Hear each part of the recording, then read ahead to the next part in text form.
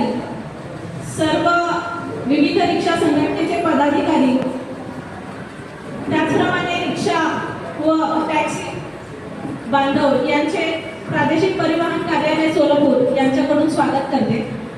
आता सांगितल्याप्रमाणे auto rickshaw आणि टॅक्सी चालकांसाठी व्यवहारिक मराठी भाषा प्रशिक्षण कार्यशाळा आज आपण आयोजित केली आहे. तरी या कार्यक्रमास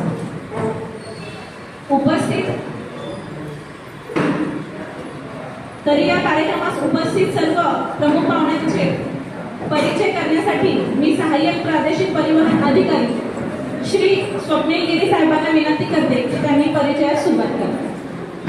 व्यासपीठावर उपस्थित मान्यवर श्री प्रदीप गवळसर, उपाध्यक्ष महाराष्ट्र राज्य साहित्य संस्था तथा कार्याध्यक्ष कोकण मराठी साहित्य परिषद, डॉक्टर ज्योती ठाकरे मॅडम, माजी अध्यक्ष महाराष्ट्र राज्य महिला आर्थिक विकास महामंडळ आणि सल्लागार कोकण मराठी साहित्य परिषद, डॉक्टर लिखिते मॅडम, प्राचार्य आनंद विश्वगुरुकुल महाविद्यालय, ॲडव्होकेट प्रधान सर, पूर्व इथे माझे सहकारी आणि जमलेल्या मित्रांनो, महाराष्ट्रातल्या अमराठी ऑटोरिक्षा टॅक्सी चालकांसाठी महाराष्ट्र माझा मराठी माझी संवाद भाषा हा उपक्रम शासनाकडून राबवण्यात येतोय. या उपक्रमाला कोकण मराठी साहित्य परिषद, मुंबई मराठी साहित्य संघ आणि परिवहन विभाग या तिघांच्या एकत्र येऊन या संदर्भातला हा उपक्रम आपण राबवतो आहोत. या उपक्रमादरम्यान कोकण मराठी साहित्य परिषदेचे जे प्रशिक्षक असतील तर ते कार्यशाळा घेतील या कार्यालयामध्ये. त्या कार्यशाळेमध्ये प्रवाशांशी मराठी संवाद साधण्याचं कौशल्य विकसित करणे, दैनंदिन वापरातील मराठी शब्द व वाक्यरचना यांचे ज्ञान देणे, वाहतूक, रस्ते मार्गदर्शन व सेवा संदर्भात व्यावहारिक संभाषण त्याला करता येईल त्याचा सराव करून घेणं, शासकीय सूचना असतील किंवा काही बोर्ड्स असतील तर त्या फलकांचं मराठी त्याला आकलन व्हायला पाहिजे, मराठी त्याला आकलन करून देणं यासारखे उद्देश आहेत. हा मोटर वाहन नियमानुसार नियम 24नुसार प्रत्येक बॅच होल्डरला मराठी भाषा येणं, त्या प्रदेशाचं भौगोलिक ज्ञान असणं ह्या गरजेच्या गोष्टी आहेत. आणि शासनाने त्यासाठी म्हणजे अमराठी त्यांना मराठी त्यांची मातृभाषा नाही अशा लोकांना हे प्रशिक्षण देण्याचं आयोजन आहे. यासाठी शासनाकडून आपल्याला 15 ऑगस्टपर्यंतची वेळ देण्यात आलेली आहे. तोपर्यंत ज्या कोणाला मराठी येत असेल त्यांनी ते शिकून घेऊन म्हणजे ह्या जे वर्कशॉप इथे होतील किंवा जे क्लासेस इथे होतील त्याला उपस्थित राहून कोकण मराठी साहित्य परिषदेचं प्रमाणपत्र प्राप्त करून घ्यायचं. 16 ऑगस्टनंतर मात्र याबाबतीत दैनंदिन कारवाया सुरू होतील. तर तशी वेळ कोणाकडे येऊ नये. तर हा संदेश आता या ठिकाणी जमलेले लोक आणि तसेच अजून जे कोणी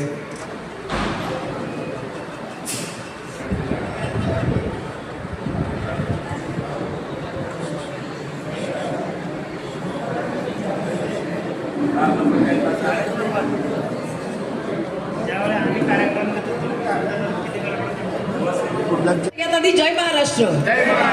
आपण राहतो कुठे? कोल्हापूर, सोलापूर. बरं, सोलापूर कुठे आहे? आणि म्हणून काय म्हणायचं?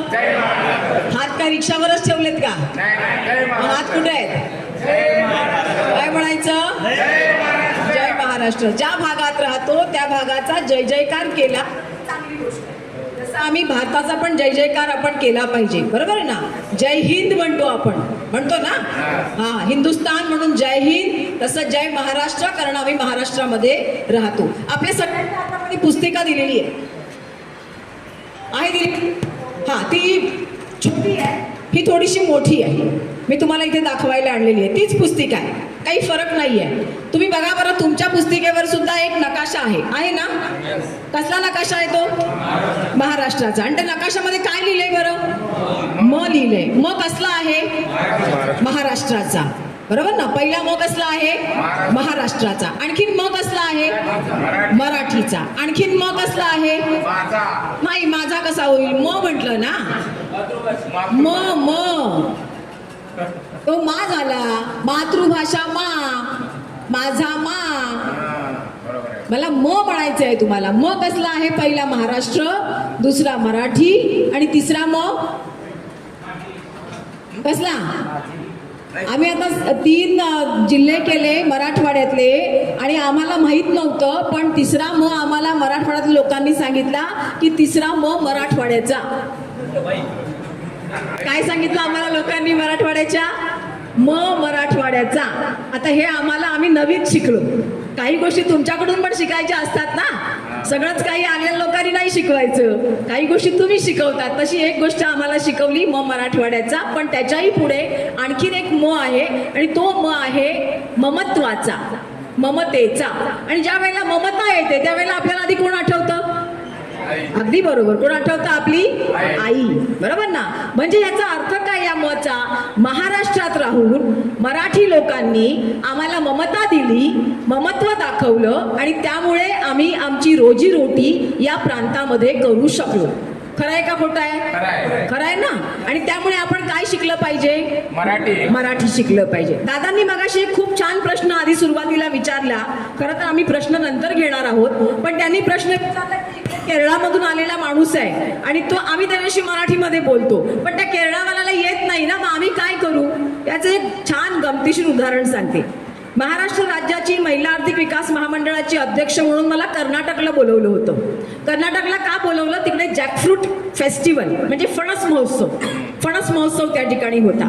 अशीच सगळी गर्दी जमली होती. मोठा कार्यक्रम. मला प्रमुख पाहुणा म्हणून बोलवलं होतं. मी सगळे त्यांच्याबरोबर मंचावर बसले आणि त्यांनी सुरुवात केली. जी सुरुवात केली ती अंडुगुंडू पासूनच कन्नड, जे मला काहीच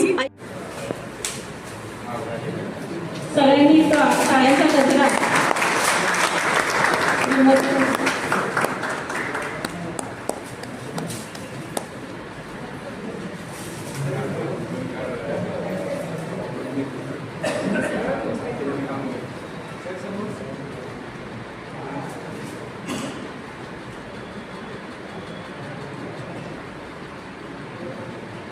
माहिती पत्रकाचे विमोचन. मराठी लोकांना वेगळं जातं आणि मुसलमानांना वेगळं, हे चुकीचं वेळ. सगळ्यात महत्वाचं मराठी आणि मुसलमान हा भाग हेच भाग झाले आता. 1 तास द्या, 10 मिनिटं द्या, पण सर्वांना ते सर्टिफिकेट अनिवार्य ठेवा. नाहीतर फक्त मराठी येत असेल, तुम्ही एक्झाम घ्या, कधीही घ्या, नाहीतर त्यांचे बोर्ड सर्टिफिकेट बघा. ज्याला मराठी येते त्यांना विचारा, पण 1 तास तुम्ही द्यायचं का? म्हणजे तू मुस्लिम आहे, हे चुकीचं असतं. आणि याच्यासाठी आपण पिटिशन पण दाखल करू. 2 मिनिट आहे का? हा विषय सगळा तुमच्या युनियनच्या माध्यमातून तुम्हाला असं वाटतं की तुम्ही आज पहिल्यांदा बोलता, बरोबर आहे? परंतु राज्यातल्या तुमच्या रिक्षा आणि टॅक्सीच्या जेवढ्या महत्वाच्या युनियन्स आहेत, या युनियनच्या माध्यमातून राज्य पातळीवरच्या ऑफिसर्स आणि तुमची युनियनची मंडळी आणि मंत्री महोदय यांच्या समवेत झालेल्या चर्चेनंतर हा उपक्रम आहे. का? म्हणजे हे युनियनचे जे आहे ना, ते युनियन फक्त MMRDA म्हणते, पुणे, मुंबई आणि जे मोठे शहर आहे त्यासाठी, मेट्रो सिटीसाठी ते केलेले. त्यांनी आमच्यासारख्या संघटनांना किंवा छोट्या संघटनांना बोलवून घेतलेले नाही. लोकांसाठीचं आहे नंबर 1. हे धोरण आमचं आहे का? मी मुसलमान, माझा जन्म महाराष्ट्रात झालं, मी मराठी मुसलमान आहे. माझं शिक्षण मराठीमध्ये झालं, ग्रॅज्युएशन मराठीमध्ये झालं. माझ्याकडे certificate, board certificate, 12th certificate हे मराठीचे आहे. माझं शिक्षण जर झालं असेल तर मला हे 16 प्रश्नांची उत्तरं का द्यावं लागेल? बरं, बसा. विचारा, मराठी बोलता येतं का? तुम्ही म्हणणार हो साहेब येतं. मग दुसरा प्रश्न विचारा, मराठी बोलण्याचं सर्टिफिकेट आहे का? कोणाला? अमराठी लोकांना. मराठी लोकांना सर्टिफिकेट घ्यायची गरज नाही. अमराठी लोकांना त्यांच्याकडे सर्टिफिकेट नसेल तर तुमचं परमिट रिन्यू होणार नाही, लायसन रिन्यू होणार नाही, बॅग सुद्धा तुम्हाला मिळणार नाही आणि त्याचबरोबर फिटनेससाठीचं चेकिंग सुद्धा होणार नाही. म्हणजे हे सर्टिफिकेट बघितल्याशिवाय दुसरी कोणतीही कागद RTOचे ऑफिसर बघणार नाही असे त्यांना वरून आदेश आहे. आणि म्हणून मला सगळ्यांना माझे अमराठी बांधव आहेत त्यांना विनंती आहे, कृपया 15 ऑगस्टच्या पर्यंत याच ठिकाणीच आपण क्लास घेणार आहोत. याच ठिकाणी 1 तास यायचं, तुम्हाला वेळ दिली जाईल, त्या वेळेमध्ये येऊन 1 तास आपली परीक्षा देऊन इकडनं निघून जायचं. तुमचं काम सोपं, आमचं काम सोपं.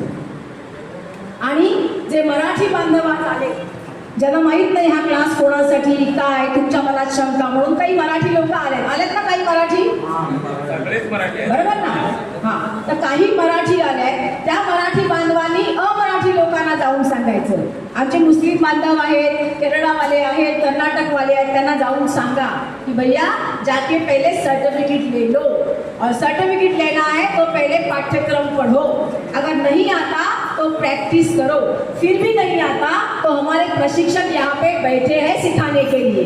समझ रहे मेरी बात? और ये सब मुफ्त में है, कोई आपसे पैसा नहीं लेगा. 15 ऑगस्ट नंतर आपल्याला सगळ्या या गोष्टी कराव्या लागतील, पण त्यासाठी दाम मोजावा लागेल आणि किती मोजावा लागेल हे आपल्याला माहिती. आता जेव्हा तुम्ही येणार आहात परीक्षेला, इथे 1 तास येणार आहात ना का सर, आपण आपल्या शुभ असते त्यांचा सत्कार करा.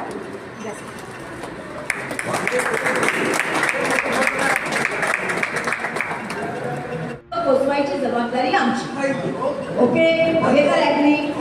पण जर शासनाने काढलंय आणि आपल्याकडे एक कागद जास्तीचा आला तर ते चांगलं आहे का वाईट आहे? मला सगळ्यांनाच येतं ना मराठी, असं कोणी आहे का? म्हणून आम्ही काय केलं, शासनाने नाही सांगितलं पण आम्ही निर्णय घेतला आमच्या कमिटीने, ज्या वेळेला मराठवाड्यात फिरलो की आमचे मुसलमान बांधव आहेत किंवा आमचा केरळाचा माणूस आहे, आमचा कर्नाटकचा माणूस आहे, तो महाराष्ट्रामध्ये आलाय, तो गुजराती आहे, पण तो महाराष्ट्रामध्ये अस्खलित मराठी बोलतो, तर आम्ही हा निर्णय घेतलाय की 4 तास बोलवायचं गरज नाहीये, 1 तासामध्ये मोकळं केलं पाहिजे. पण तुमची जी खंत आहे ही खंत ऑलरेडी मुंबईच्या सुद्धा MMR रिजनचा तुमचा उल्लेख केला, त्या ठिकाणच्या युनियननी सुद्धा सरकारकडे मांडला, पण त्याला उत्तर हेच मिळालं जे तुम्हाला सांगितलं. आमची रिक्वेस्ट राहिली आहे की तुम्ही जो मांडलेला प्रश्न आहे उर्वरित महाराष्ट्रासाठीचा, हा प्रश्न आम्ही सरकार दरबारी तुमच्या वतीने मांडू. तुमची भावना सरकारच्या पर्यंत पोहोचवण्याचं काम आम्ही 100% करू. ठीक आहे? अजून मी मुसलमान, माझा जन्म महाराष्ट्रात झालं, मी मराठी मुसलमान आहे, माझं शिक्षण मराठीमध्ये झालं, ग्रॅज्युएशन मराठीमध्ये झालं, माझ्याकडे certificate, board certificate, 12th certificate हे मराठीचे आहे. माझं शिक्षण जर झालं असेल तर मला हे 16 प्रश्नांची उत्तरं का द्यावं लागेल? बरं, बसा.